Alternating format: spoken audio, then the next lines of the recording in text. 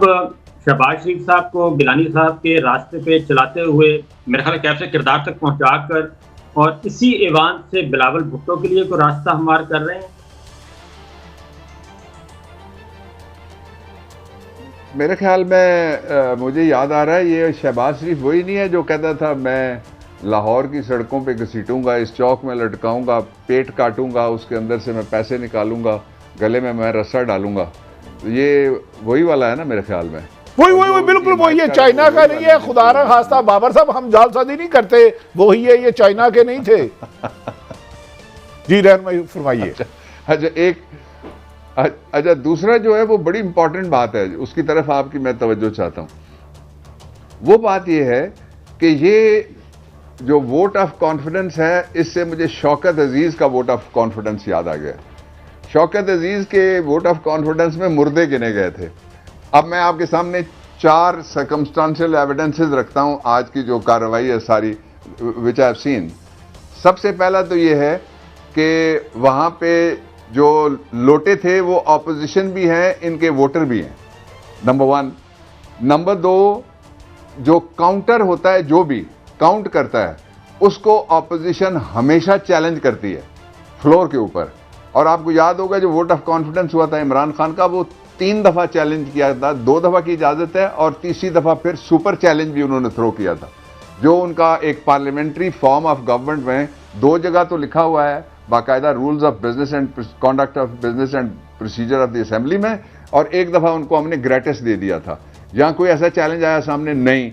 फिर ये है कि जो जिस तरह की उन्होंने गिनती की है ना, वो टेक्निकल टाइप की गिनती, उससे वो चूहे बिल्ली वाले खेल में वो चूहा कहता था कि आंटी फासला कम है, आपने कोई ज्यादा इसके पैसे लगा दिए, मुझे किराया ज्यादा दे रही है, इसलिए मैं इस रास्ते पे जाने के लिए तैयार नहीं हूं।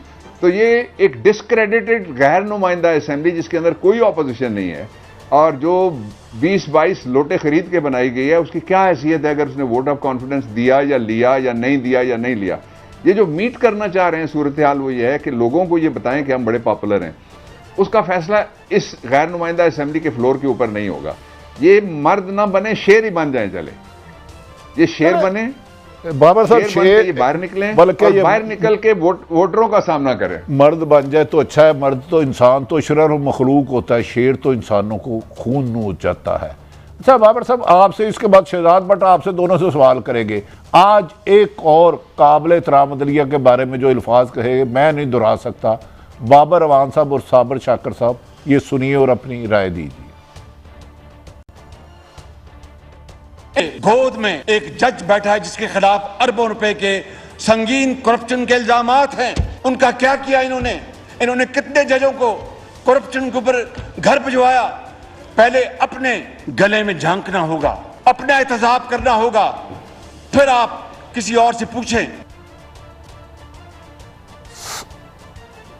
बाबर अवान साहब गारबंद सुप्रीम कोर्ट के जज साहब के बारे में कह रहे हैं कि गोद में, अब आप इस क्योंकि आईनी माहिर है, मेरे लिए कुछ कहना मुश्किल होगा।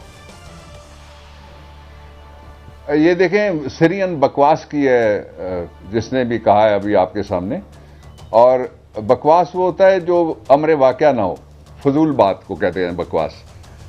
वो इसलिए की है कि किसी जज के खिलाफ अरबों रुपए का क्या, 2 रुपए का भी कोई सबूत नहीं है। अगर सबूत हो तो कोई जज भी उस सबूत की वजह से उसको निकाला जा सकता है। निकालने का तरीका आर्टिकल 209 में लिखा हुआ है।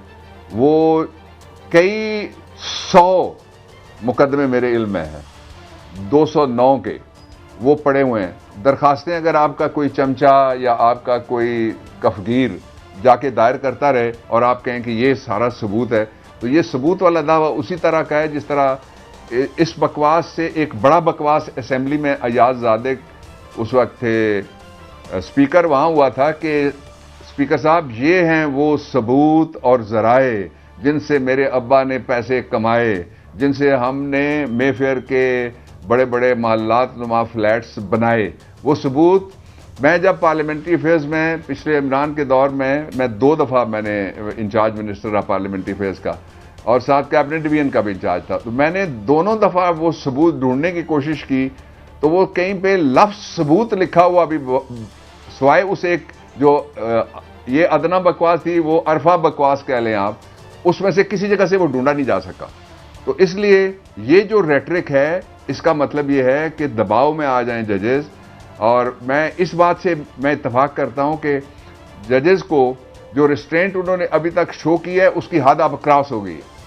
ये जो भी कह रहे हैं, पूरे पाकिस्तान के लोग कह रहे हैं, वो ठीक कह रहे हैं। मैं पहले कहता था कि रिस्ट्रेंट होनी चाहिए, रिस्ट्रेंट होनी चाहिए, लेकिन इदारों के परखचे नहीं उड़ने देने चाहिए।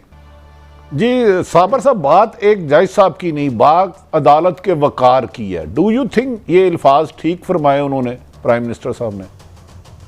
कल से भट्टी साहब, इससे भी ज्यादा संगीन बात कल जो तकरीरें हुई हैं उसमें वजीर आजम शहबाज शरीफ साहब थे, बिलावल भुट्टो वजीर खारजा थे, आज ख्वाजा आसफ साहब थे, और जो इसहाक डार वजीर खजाना ने जो बात की, उन्होंने कहा जी अगर इलेक्शन नहीं होते तो नहीं होते, अगर हमने 4 महीने नहीं करवाए, 6 महीने नहीं करवाए, क्या क्यामत आ गई? तो ये बात उस हद तक जा रहे हैं।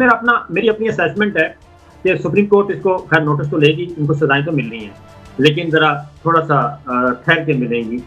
लेकिन दूसरी जानिब जो इस वक्त इनकी कोशिश है ये हुक्मरान इत्तेहाद की